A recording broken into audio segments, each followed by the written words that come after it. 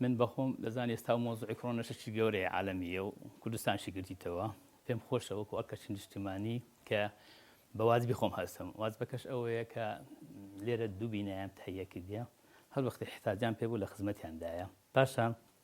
100 ملیۆن دینارم تەبەڕع کردیە لەو 100 ملیۆنش 30 ملیۆنم تەسلیمی محافظەی سلێمانی کردیە 10 ملیۆنم تەسلیمی دەربەندی خان کردیە 10 ملیۆنم تەسلیمی حەلەبچە کردیە 10 ملیۆنم تەسلیمی چەمچەماڵ کردیە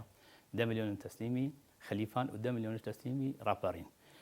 و 5 ملیۆنشم تەسلیمی تەقتەق کردیە پاش ئەو هاوکاریە پێم خۆش بوو لێرە منەظەمات زۆر هەیە لە سلێمانی تقریباً لەو فترەی هەست منەظەمە هەیە ئەوەی ئۆتیزمە ئەوەی تالاسیمایە و کورتە باڵایەکان و کەم ئەندامن و نابینانن و یەتیمەکان ئەوانە بەعام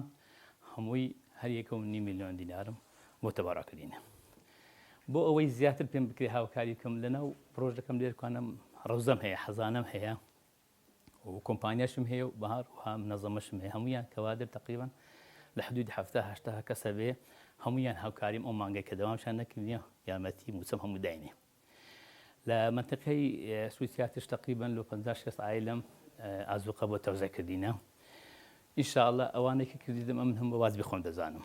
بەس بەرنامەی ترم هەیە لەو ئایندە ئینشاءالله بەرنامەی ئایندە چییە؟ بەرنامەی ئایندەم ئەوەی ئینشاءالله ئەو کەسانێکی کرێچینە لە دوکانەکان ئەو شوقەیە ئەو قسم داخلی مەجموعەتی زۆر لێرە هەیە هەمیان بە حدود تقریباً 45,000 دلار بێ هەمویان ئەو مانگەی لە باتیوان تەسلیمی کۆمپانیا دەکەم وەکو منەظەمەی خێرخوازی لە باتیوان ئەو مانگەی پارەکەیان دەدەمێ